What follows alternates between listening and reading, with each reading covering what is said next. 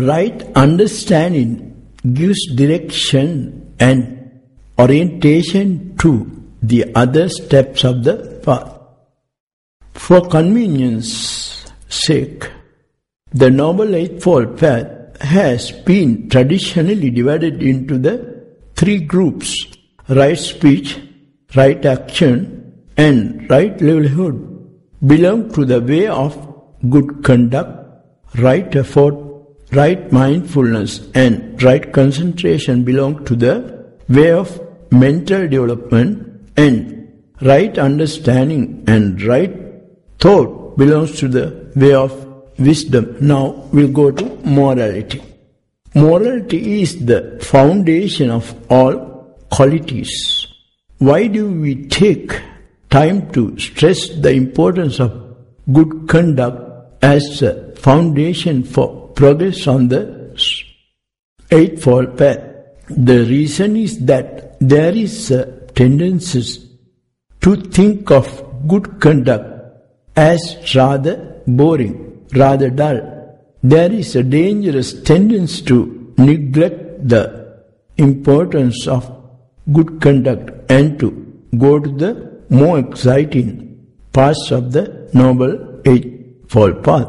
But if we do not create this foundation of good conduct, we will not succeed in trending the other parts of the path.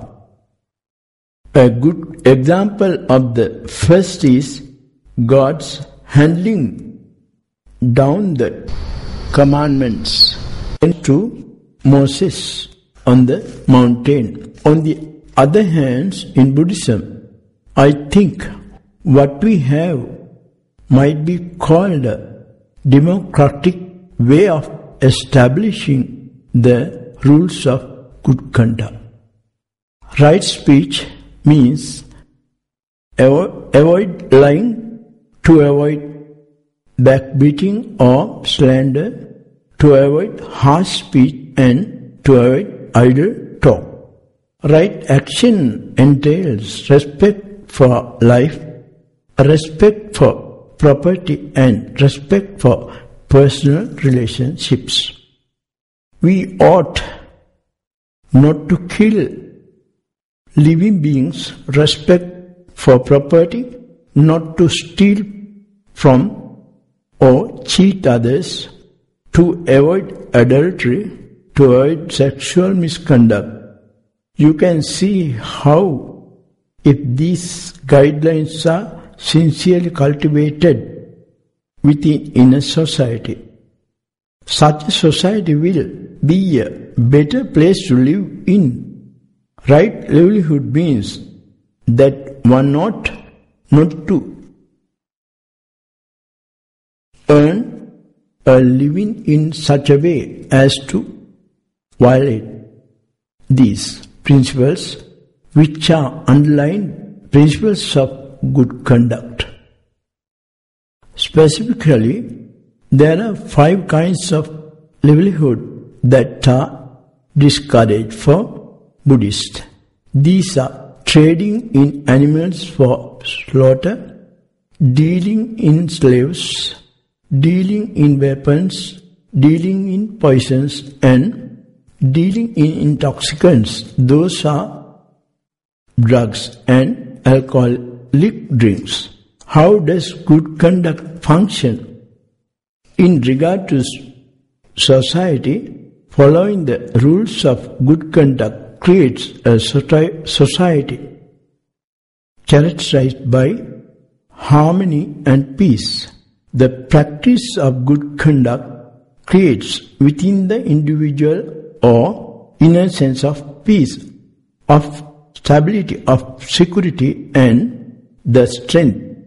Once he has created that inner peace, he can then fruitful and successfully practice the other steps of the Noble Eightfold Path. Now we'll go to mental development meditation. Right? Mental development has an extremely important role in the practice of the Noble Eightfold Path. There are 3 steps of the Noble Eightfold Path that are included in this mental development group, and they are right effort, right mindfulness, and right concentration. Right effort is to prevent unwholesome thoughts from arising. It is the effort to reject unwholesome thoughts once they have arisen.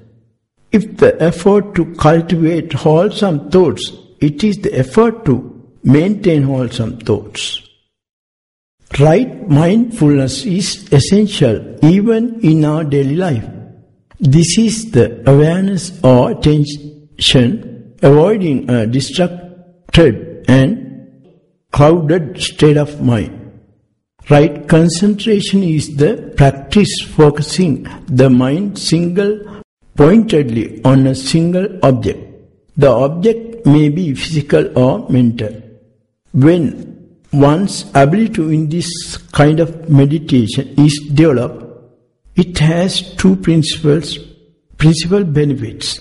Firstly, it leads to mental and physical well-being, comfort, joy, calm, tranquility. Secondly, it turns the mind into an instrument capable of seeing things as they really are. It prepares the mind to attain wisdom.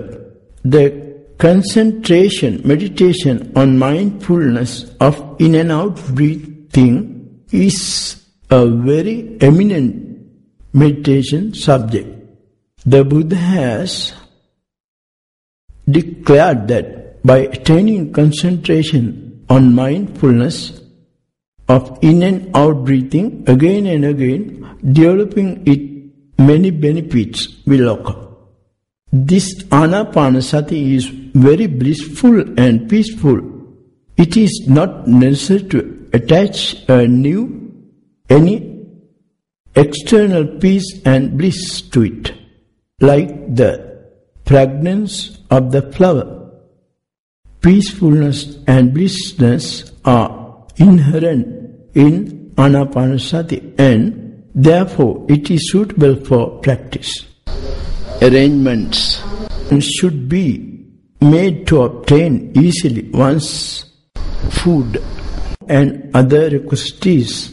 A suitable teacher should be found for obtaining instruction regarding meditation.